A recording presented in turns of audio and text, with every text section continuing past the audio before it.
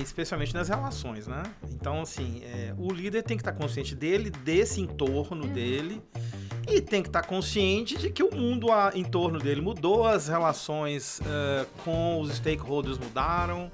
Hoje nós temos uma série de perspectivas diferentes que levam as empresas a agir de formas diferentes. Tem um capitalismo consciente, que fala de uma atuação mais que gere mais, agrega mais valor. Enfim, se ele não tiver antenado para essa realidade, por isso que a gente usa muito esse termo da liderança consciente, ele vai achar que ele está operando no mesmo ambiente de 20 anos atrás e vai se dar mal.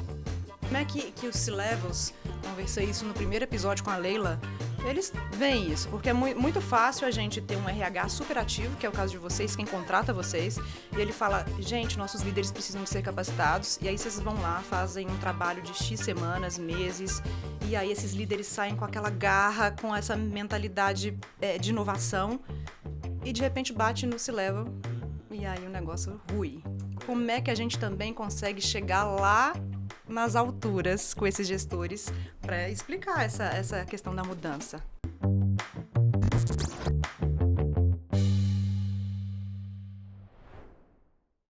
Ei, gente, sejam bem-vindos a mais um episódio de Deliberado. E nesse episódio nós vamos falar sobre o equilíbrio entre afetividade e efetividade. Mas primeiro vou fazer minha autodescrição, como sempre. Sou uma mulher branca de cabelos curtos e pretos, tenho 39 anos, estou vestida de verde e num cenário com cortinas pretas e mesa preta. Mas para começar nossa conversa, a gente está recebendo aqui hoje, para deliberar, ele, que é cofundador dos Gestores de Sonhos, mestre em administração, não tenho nem roupa para entrevistar esse cara, gente. 25 anos como executivo de RH em empresas como ABB e Coca-Cola.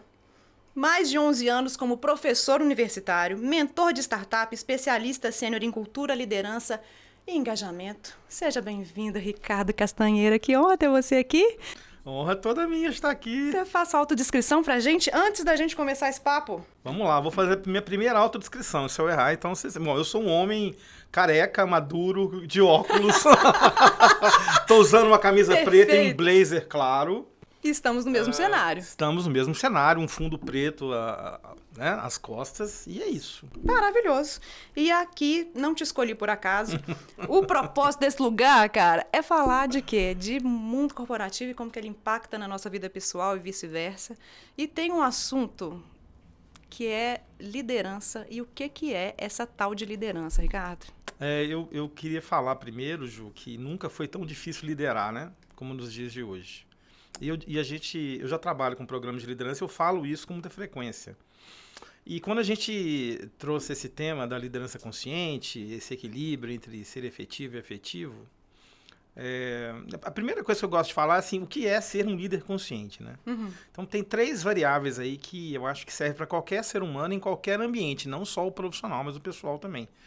Primeiro, ele tem que ser consciente de si próprio, né? Ele tem que identificar seu potencial, identificar suas vulnerabilidades, não ficar se cobrando demais por não ser bom nisso ou naquilo, porque ninguém é bom em tudo. Segundo, ele tem que ser consciente de que as pessoas em torno dele mudaram. O mundo mudou, o mundo corporativo ele tá com outra pegada, né? As gerações que estão entrando nos escritórios são muito mais exigentes, eles não querem só resultado, não querem só salário, eles querem propósito, eles querem entender que o trabalho deles é valorizado, então o líder precisa entender isso, ele tem que estar consciente de que isso mudou, especialmente os líderes mais antigos, geração X, até da geração Y. Aliás, eu não gosto muito de ficar tipificando, não, mas a gente usa isso para efeitos didáticos. Mas eu acho que hoje a gente está vivendo num mundo que a Gen Z, a geração Z, ela é muito perceptível. Muito. Ela veio com uma disrupção muito profunda no âmbito corporativo, né? Especialmente nas relações, né? Então, assim, o líder tem que estar consciente dele, desse entorno dele, e tem que estar consciente de que o mundo em torno dele mudou, as relações com os stakeholders mudaram. Hoje nós temos uma série de perspectivas diferentes que levam as empresas a agir de formas diferentes. Tem um capitalismo consciente, que fala de uma atuação mais que gere mais, agrega mais valor. Sim. Enfim, se ele não tiver antenado para essa realidade, por isso que a gente usa muito esse termo da liderança consciente, ele vai achar que ele está operando no mesmo ambiente de 20 anos atrás e vai se dar mal. E como é que os C-Levels, conversei isso no primeiro episódio com a Leila, eles veem isso, porque é muito fácil a gente ter um RH super ativo, que é o caso de vocês, quem contrata vocês, e ele fala, gente, nossos líderes precisam de ser capacitados, e aí vocês vão lá, fazem um trabalho de X semanas, meses, e aí esses líderes saem com aquela garra, com essa mentalidade de inovação, e de repente bate no C-Level, e aí o negócio rui. Como é que a gente também consegue chegar lá nas alturas com esses gestores para explicar essa questão da mudança? A mudança ideal tem que começar pelo C-Level, né? Então ele tem que ser o mais consciente de todos. Mas não é isso que acontece na prática, não. Vamos falar de realidade aqui, né, gente? Exato. Vamos pôr lenha na fogueira. É mundo real, tá? Eu gosto muito dessa história de tem 3 tipos, tem 2 tipos. Só para quem está ouvindo, vai ficar mais claro, né? É didático fazer isso. Então, quais são os C-Levels que eu vejo por aí? Primeiro, tem aquele que não entendeu o que está acontecendo. Ele não tem a menor ideia de que investir em liderança é importante. Ele não tem a menor ideia de que investir em pessoas é importante. Ele tem hard skills, mas não tem soft skills. Não, ele é hard em tudo. No comportamento, nos skills, na relação com as pessoas. Adorei. Ele é hard. Até hard rock ele deve ouvir. Embora isso não queira dizer nada, tá? Verdade. Eu escuto hard rock. Rock and roll aí, eu escuto hard rock, eu sou soft. O que eu quero dizer é o seguinte. Tem os que não têm noção continuam operando na mesma vibe lá dos anos 80, anos 90, quando muito. Tem aqueles que estão percebendo que tem alguma coisa errada e se eles não mudarem vai dar problema. E tem os conscientes, que são a pequeníssima minoria. Talvez uns 5%, se muito. Esses 5% eles patrocinam os programas de mudança, patrocinam programas de cultura. E os que estão percebendo que não está funcionando e querem investigar e acabam descobrindo, mesmo que no íntimo eles não concordem tanto, pelo simples fato de que a criação deles, a formação deles não permite enxergar isso, que pra gente é óbvio, Ju, é de que ele precisa investir nas pessoas e que negócios são feitos de gente. E teve um guru que disse isso, eu não sei o nome dele, mas se você não entende gente, você entende negócio. Exato. Né? Então, é tudo sobre pessoas. Você tem no mesmo ambiente corporativo, empresarial, esses níveis de conscientização. Então, a gente fala muito em conscientização, né? Porque toda mudança que precisa ser feita demanda previamente uma conscientização. Ninguém muda porque a empresa pede para mudar. Se já não era assim na época em que eu estava dentro das empresas, imagine agora. Sim. Só que antes as pessoas fingiam. Elas diziam, não, nossa, legal, vou fazer, claro. Mas no fundo, não fazia nada, eu fazia aquilo que ela acreditava. Hoje não. Não tem mais jeito. Hoje as pessoas confrontam. Elas dizem, eu não acredito nisso. E não fazem. Então, quem tem que promover a mudança é o indivíduo. E como é que eu chego nele? Conscientizando.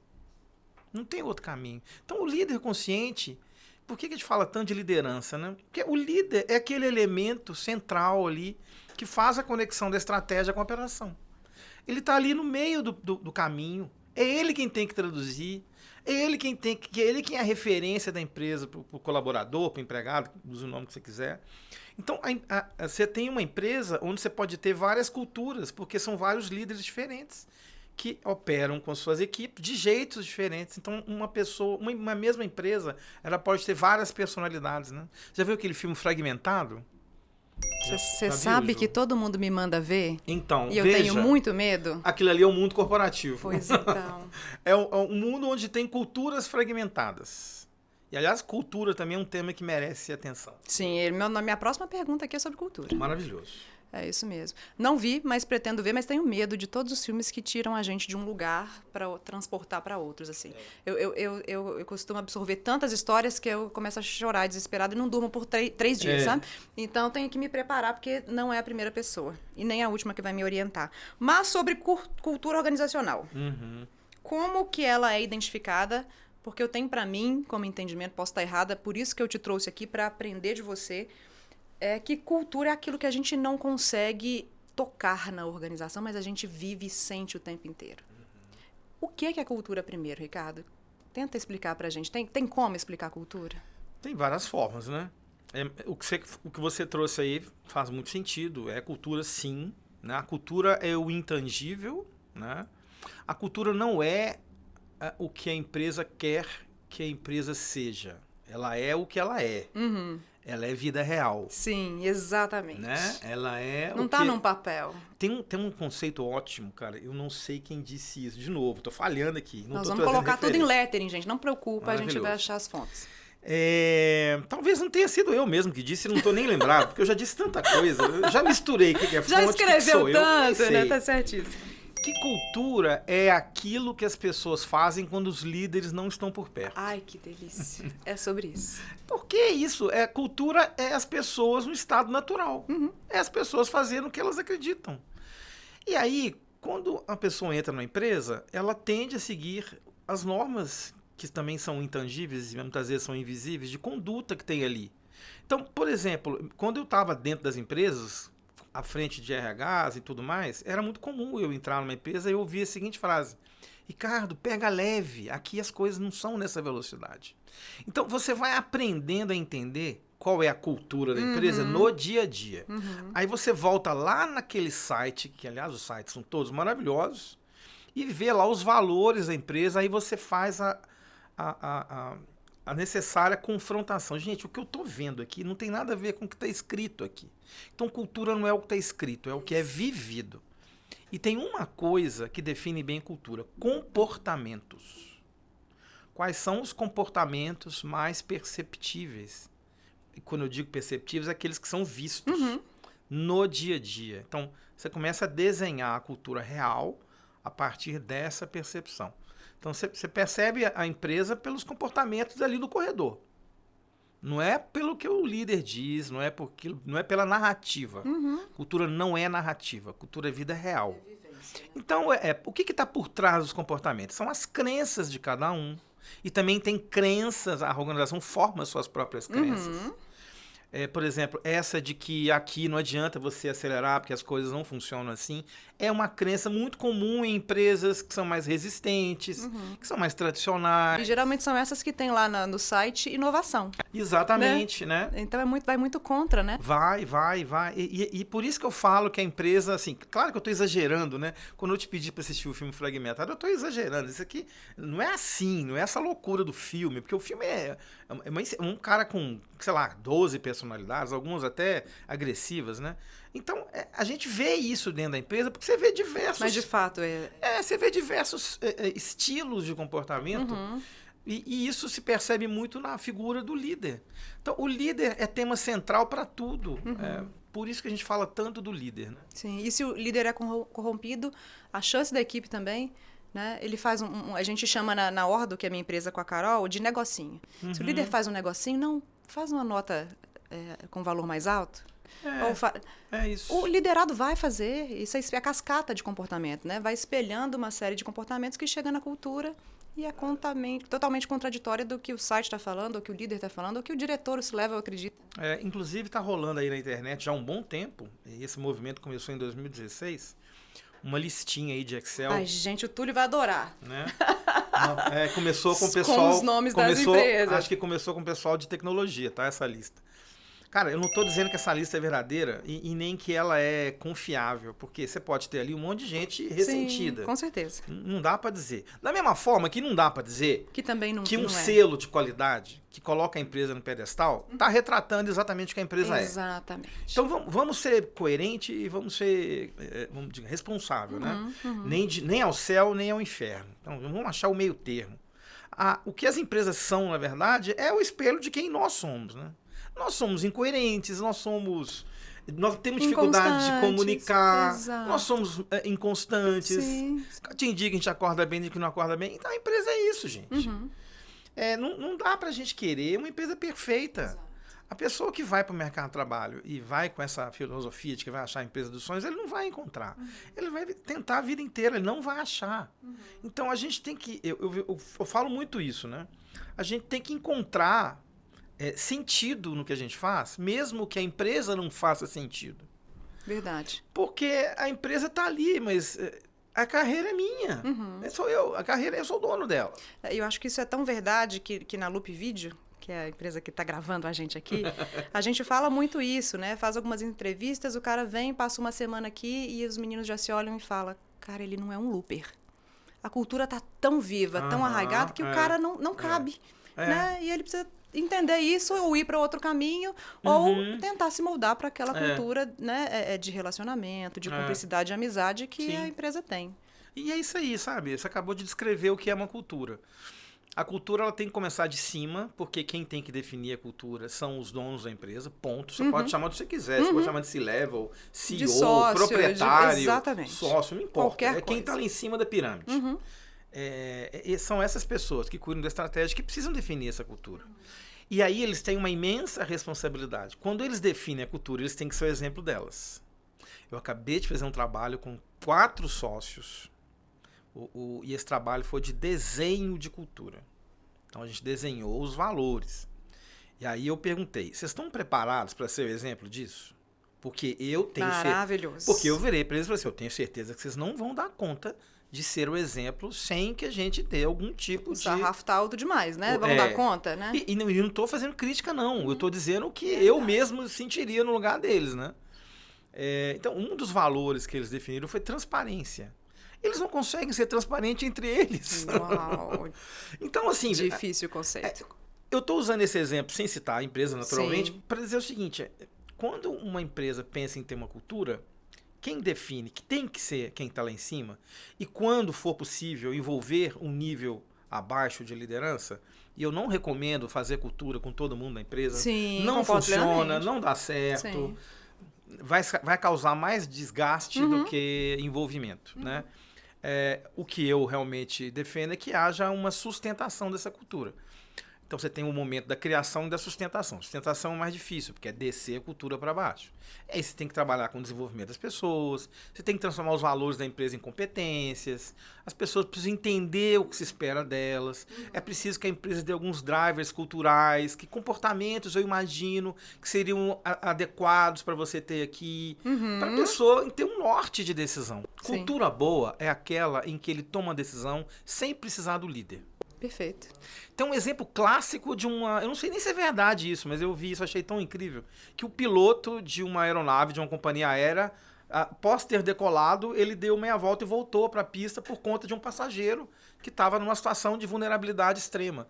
E ele tomou essa decisão por conta da cultura da empresa, dos valores da empresa. Então foi uma decisão difícil que certamente trouxe um nível de desgaste, inclusive para o tráfego aéreo. E também de custos para a empresa extraordinário, mas ele não teve dúvidas. Sim. E até onde eu li, ele foi muito bem acolhido pela decisão. Olha, que bacana. Tomou, né? E a gente precisa de empresas com esses exemplos, né, Ricardo? Eu acho que esses exemplos é que eles mostram bem o que é uma cultura que funciona e uma cultura que não funciona. Ó, vamos voltar lá pro título do nosso episódio, Vamos. que é afetividade. Tem como ter a afetividade e ser efetivo dentro de uma empresa? Ó, Que deveria- história é essa? Me conta aí. Dá para ter, né? Bom, primeiro vamos tentar quebrar alguns mitos aqui, né? Vamos lá. Quando a gente fala em afetividade, as pessoas pensam em amor, em carinho. Em abraço o tempo inteiro, em beijo. abraço, aquela Não é coisa sobre melosa, isso. não tem nada a ver com isso. A afetividade é você ter bons relacionamentos, ok? A gente não está falando que você tem que ser melhor amigo de ninguém dentro da empresa. Aliás, se alguém me perguntar se eu recomendo que isso aconteça, eu diria que não, né? Eu acho que você pode ter, e se acontecer naturalmente, tá tudo bem, não tem problema nenhum. Uhum. Mas assim, eu não recomendo você ir para uma empresa em busca de melhores amigos. Justo. Não recomendo. Não é o lugar para isso, embora possa acontecer. Sim. Se a cultura for, vai acontecer. Isso, vai Mas a gente acontecer. não vai para. Exatamente. Tem gente que não sai de empresa por causa das amizades. Maravilhoso. Ou péssimo para as empresas também. Ou então isso, dependendo de quem tá lá. Mas assim, a afetividade é a capacidade de estabelecer boas conexões. Tá? Então, boas conexões com todos os meus stakeholders, os internos e os externos, né? Por exemplo, se eu sou de vendas, eu tenho que ter uma boa conexão com os meus clientes. Se eu sou de compras, eu tenho que ter uma boa conexão com meus fornecedores. Eu tenho que ter uma boa conexão com quem está abaixo de mim, do meu lado, acima de mim. Eu preciso ter, inclusive com as pessoas de quem eu pessoalmente não tenho afinidade. Maravilhoso. Porque isso não é uma escolha, é uma necessidade. Se você está ali na empresa, você tem que entender que você precisa ter bom relacionamento. Não é ser melhor amigo de ninguém, é você ter. E você tem que ter tolerância, porque você vai encontrar pessoas com as quais você não concorda. Você vai encontrar pessoas com pensamentos diferentes do Com seu. valores, pensamentos. Valores. Capitalismo consciente. Exatamente. Você trouxe lá no início o termo. Mas é preciso que isso exista. Então, isso é que nós chamamos de afetividade. Né? E isso é importantíssimo, porque o líder precisa ter boas conexões com sua equipe. E essas boas conexões levam a um cimento que liga tudo, que é chamado confiança. Maravilhoso. Confiança é o Excelente. cimentão que se não Que tiver, conecta essas coisas aí. não tem cultura, tá? Se não tiver confiança na empresa, não tem cultura, né? A gente poderia falar até um pouco mais sobre essa afetividade, mas vamos para o conceito da efetividade. Efetividade é entrega. É o famoso, combinou, o combinado não é caro. Não sai caro. O que foi combinado? O que foi negociado? Né? Quais são os seus indicadores? Tá claro para você? Não tá claro? Conversa. Não concorda? Conversa. Acha que não vai dar conta? Argumenta. Mas entrega aquilo que você negociou. Não conseguiu entregar? Olha para onde houve o erro e aprende com ele. Eu sei que tem empresas que não toleram erros. E aí você não terá nem efetividade, nem afetividade. E a maioria delas, né? A maioria delas. Mas, numa cultura consciente, onde as pessoas estão mais abertas para esse tipo de situação... Entendem que pessoas são pessoas, não é isso? Sabe que todo mundo vai errar em algum momento. Vai, e o erro é inevitável. E que bom que se erra, você não acha isso? Acho, até porque sem erro não tem inovação. Exatamente. Né? Exatamente. Então, assim, o líder efetivo é o líder que consegue fazer as entregas que ele negociou com a equipe dele. E quem tem que entregar é a equipe, não é ele. Ele tem que cuidar da equipe, né? E tem muito líder achando que ele é um técnico sênior, né? O que é um técnico sênior? Eu fui levado por cargo de liderança porque eu sou muito bom na minha área. Ok, maravilha, parabéns. Mas agora você precisa ser bom em pessoas. Exato. Vira um grande executor e esquece as pessoas. Vira um executor sênior, né? Exatamente. Um executor master. Com um salário melhor. É, um master, né? Ricardo, querido... E ó, isso aí bate na próxima pergunta que o Tulhão selecionou aqui dos seus conteúdos, que é um termo que você usa, que é gentileza nas empresas. E tem tudo a ver com essa história. É verdade. Me conta. Gentileza é uma coisa tão básica, né? E contribui para o ambiente, produtividade. A gentileza tem que começar dentro da sua casa, né? Por exemplo, hoje eu acordei e fui arrumar a cozinha, né? Olha, gente, que homem maravilhoso que faz só o que pessoas normais fazem. Mas é porque esse é um combinado, assim, não é explícito, é tácito, digamos assim. A hora eu cuido de umas coisas, eu cuido de outras, e ao longo do tempo a gente foi encontrando nossos os lugares, né? Eu arrumo a cozinha, tá tudo certo, de vez em quando eu arrumo também, mas a maioria do tempo sou eu. Eu tava lá arrumando a cozinha e aí meu filho acordou, o Max, de 8 anos, se eu errar a idade dele, ele me mata. Aí ele, bom dia, papai, me deu um abraço, me deu um beijo. Isso chama gentileza. E a gente compra isso. Sim. Gentileza é bom dia, boa tarde, um bom dia sincero. Então, quando você sai de casa para ir trabalhar, quando for o caso, passar por alguém, cumprimentar, passar pelo porteiro e cumprimentar. Nossa, exatamente. Gente, isso é gentileza. Isso não é dever.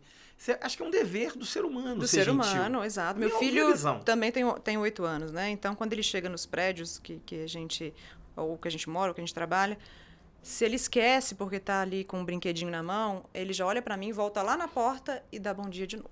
Porque é inadmissível para mim a falta de gentileza. Hoje mesmo, um profissional que trabalha aqui com a gente falou: cara, cheguei na porta do elevador, eu vi a menina fechando a porta para eu não entrar com ela para subir. Pois é.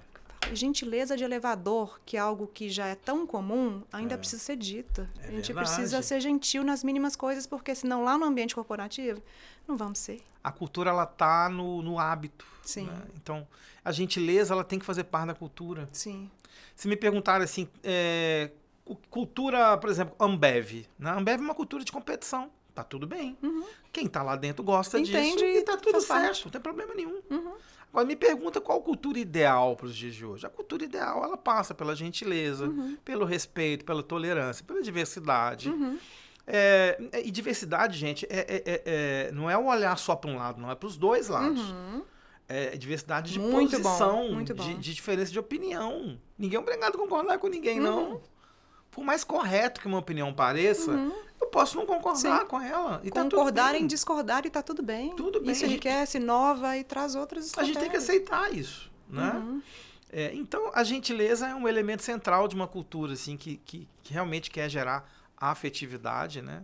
E eu acredito que quanto mais essa afetividade acontece naturalmente, mais efetividade haverá.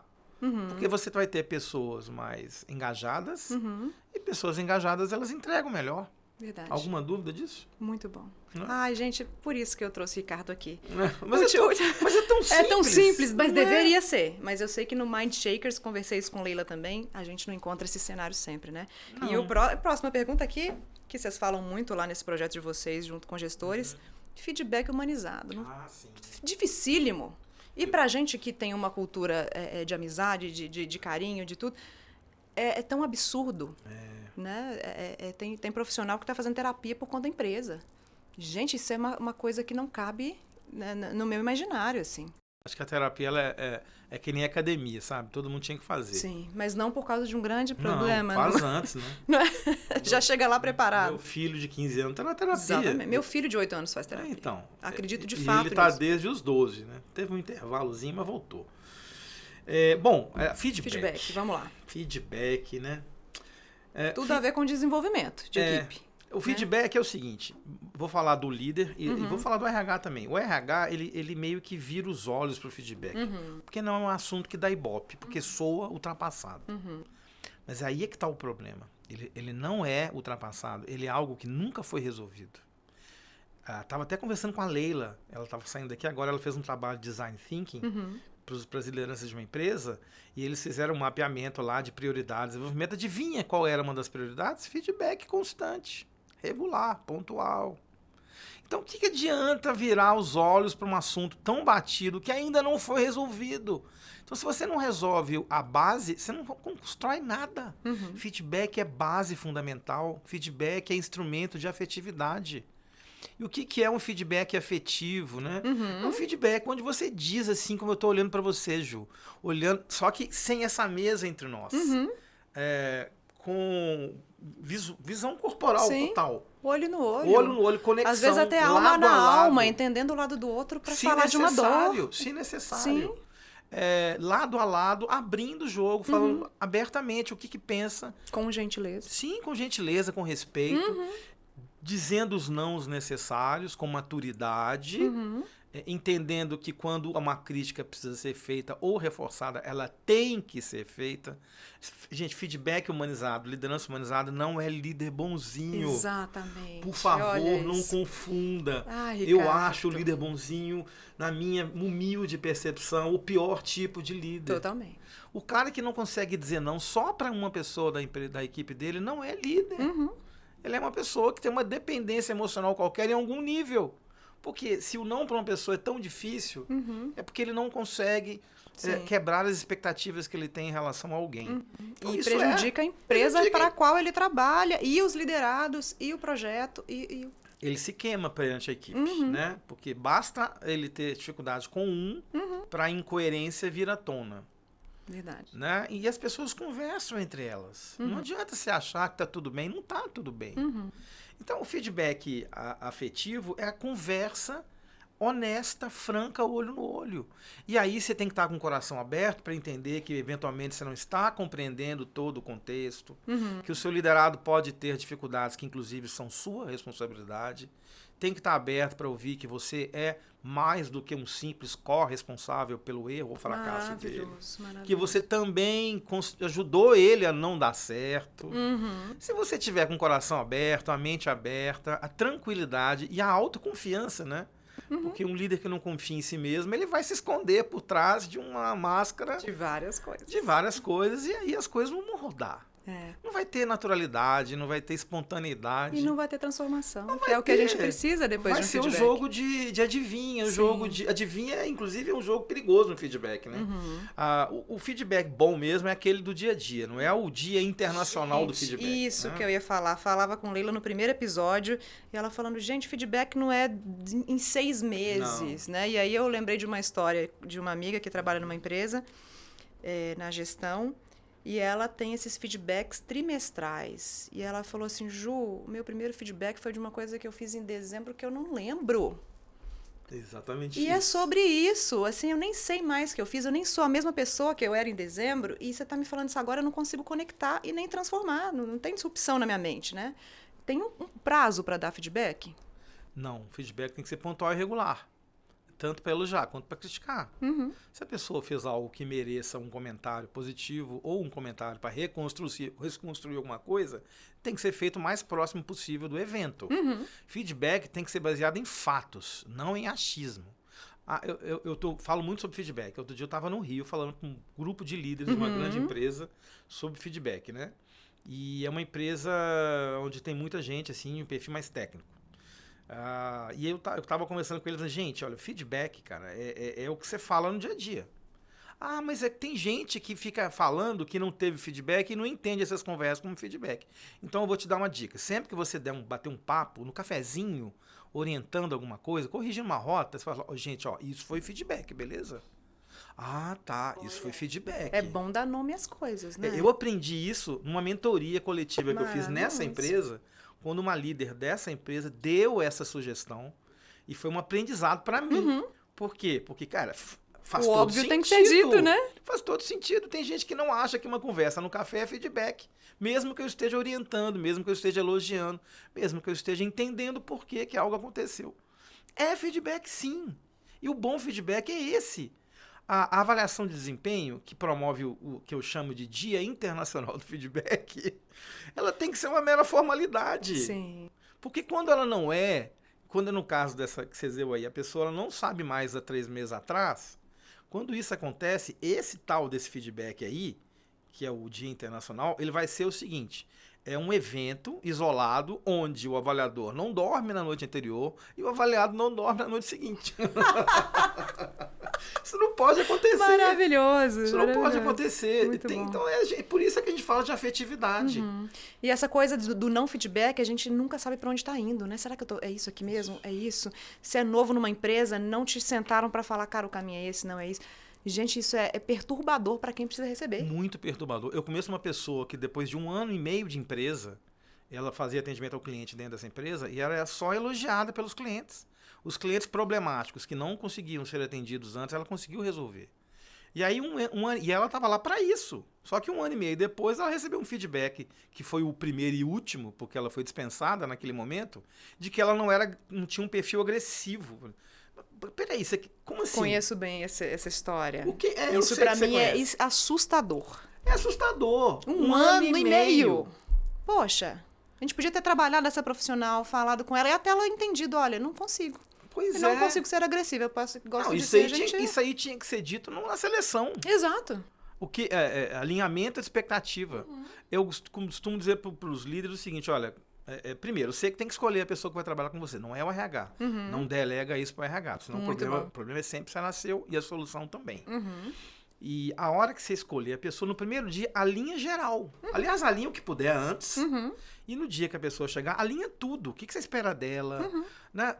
Fala dos valores da empresa, o comportamento que você acha que é recomendável para situações críticas. E deixa tudo alinhado, para não ter dúvida.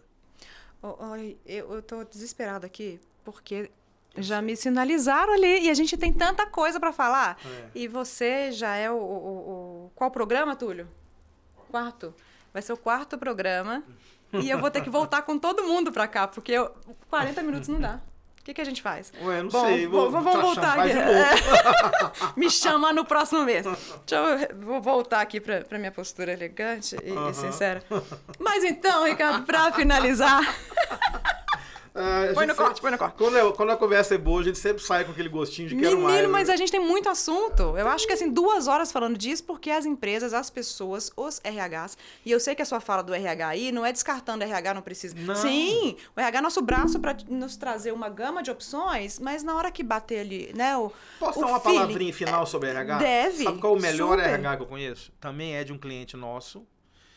Sabe o que eles fazem para ser muito bons? Eles estão do lado do cliente interno o dia inteiro. Ai, gente, que lindo isso. Na hora que a gente faz uma mentoria coletiva, que lá tem essa estratégia de desenvolvimento do líder, também por workshops e por mentoria. Nas mentorias, eles sabem exatamente quem tem que falar e eles fazem com muita naturalidade a indicação e o convite para a pessoa falar. E a pessoa fala. Porque eles estão lá. Porque eles estão lá.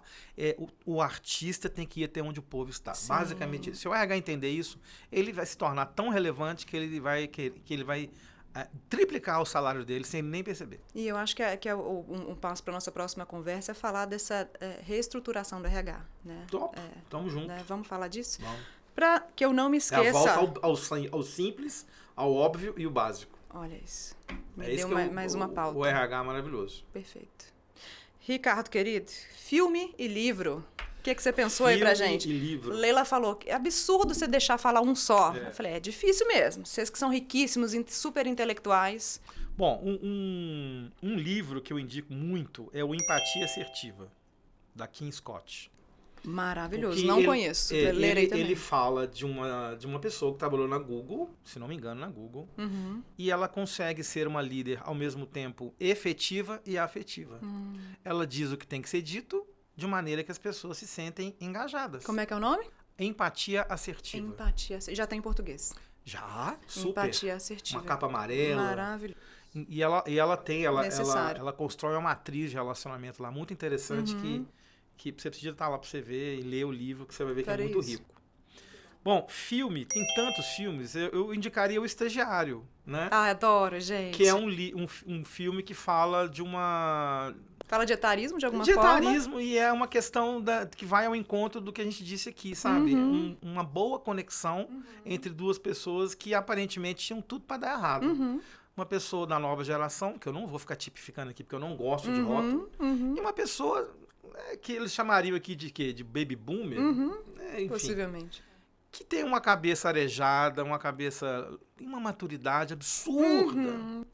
Então vejam como esse choque geracional, ele na verdade não é um problema, uma imensa oportunidade. Sim. E esse filme fala sobre isso. Para inovação, inclusive. E sim, exatamente. Agora é o momento, Ricardo.